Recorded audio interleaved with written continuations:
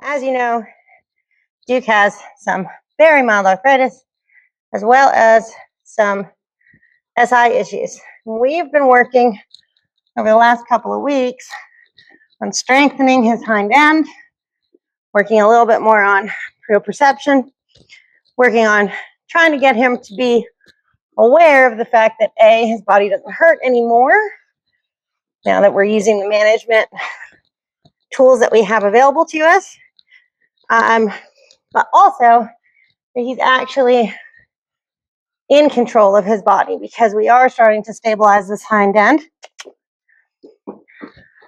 And interestingly enough, I put him in here and I started the camera because I expected that he was going to do what he normally does, which is start calling, start trying to break through cross ties, start freaking out. And of course, this was before I started videotaping everything, so I don't really have much of that on film. But trust me when I say he has dislocated people's shoulders. I'm trying to get out of cross ties. He's broken halters. He's done kind of the full gamut. And so now, about 2 weeks into his, specific exercises and specific training, we are no longer as concerned about where our buddies are.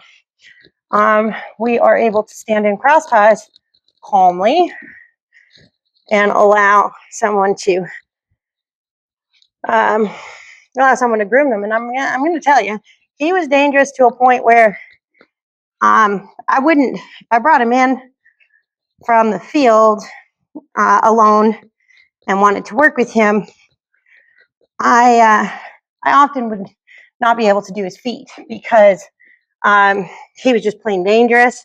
So I would have to wait until the evening or some point in the morning when other horses were in their stalls to be able to get to do his feet. So this is huge, and it does go to one of the things that I have been saying for a while, which is when a horse loses confidence in their own bodies, if a horse starts not being able to trust that they can get away from things if something bad were to happen, they start becoming spooky. They start becoming hypervigilant about their surroundings. They start, good boy, that was very good, good job. They start becoming hypervigilant about their surroundings, and they start becoming worried when they're not with their paddock mates. But as we start to alleviate that concern, their behavior is changing leaps and bounds. And again, it's not because I have, brought him into these cross ties, endlessly, and now he's desensitized to it. To be very honest, I haven't had him inside in the cross ties here in a while because I have been a little worried about his behavior, and I'm not trying to stress him and flood him with it. So I've been actually doing most of his grooming outside in the outdoor wash stall, where he can still see his paddock mates, and he can still feel like there's an escape path, so to speak, and that someone's looking out for him. So this is not what I was expecting, but that's the joy of training horses. Is I tell people all the time, is the day that I stop learning is the day that I stop working with horses. And horses can teach us a lot. And right now, what I'm learning is, as he has become more confident in his body in just 2 weeks, he has become a lot less herd bound and a lot less nervous and scared. Now, as far as like herd structure and stalling and feed and that sort of thing, other than the Equiox, which he is getting for his mild arthritis, and his SI issue, nothing's changed. So what's changed is his mindset and his ability to handle reactions like when I dropped that brush. Now, had I done that 2 weeks ago, he would have come to the absolute end of his ropes here, so to speak. He likely would have tried to turn himself around and gotten himself into a bit of a pickle.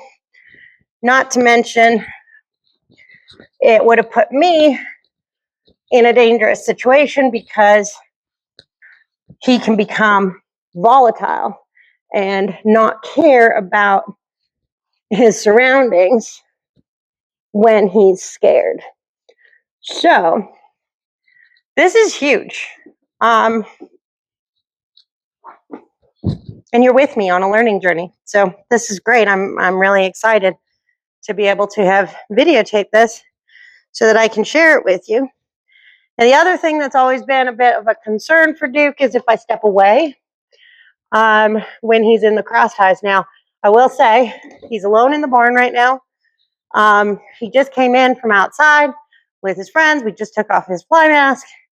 And I have realized that I do not have my hoof pick. So I'm going to attempt to walk away and leave him here while I go get my hoof pick, which is just at the outdoor wash stall.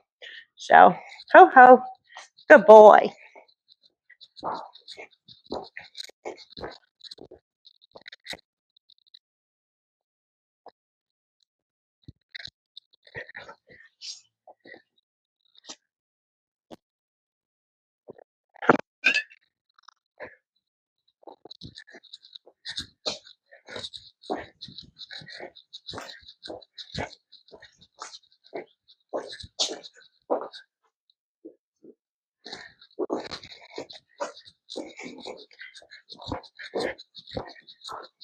Okay, so would have been nice had I found my hoof pick there. So that means it's probably been put in here somewhere.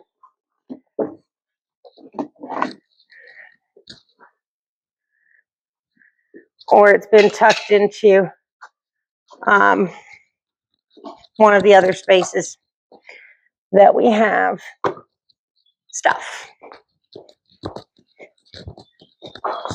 Ho ho.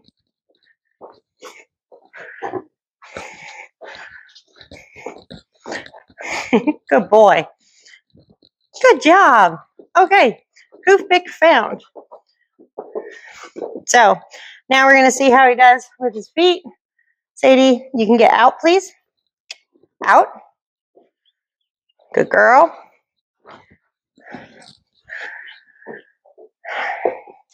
Good boy.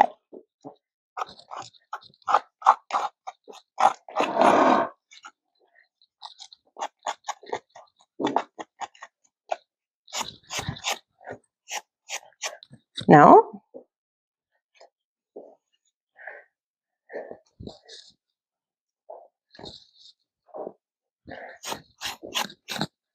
Ho ho.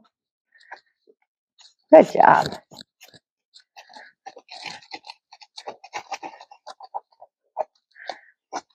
Now we are starting to get some wet weather. So his hooves are starting to get softer. Sadie, you're going to have to get out, please. Out. There we go.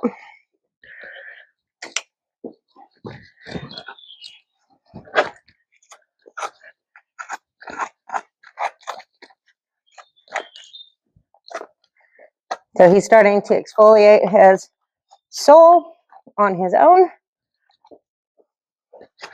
Now you can see he still feels a little unsteady picking up his feet because, again, he's not used to having a lot of kind of control over his body. So this is a great non-impactful way to, or non-high impact way to get him to realize that he's not going to fall down. Good boy. Now he has moved out of position, and Duke knows better than this, so we're going to move him over. Good boy.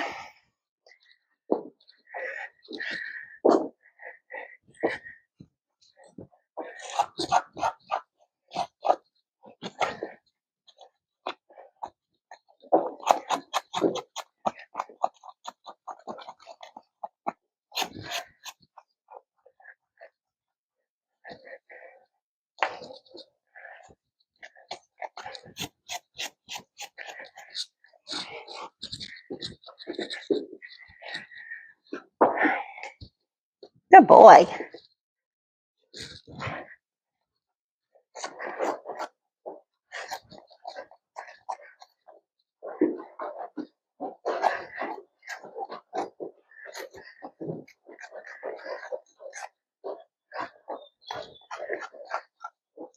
Okay, well, there we go. So that was a lot better than he's done in the past.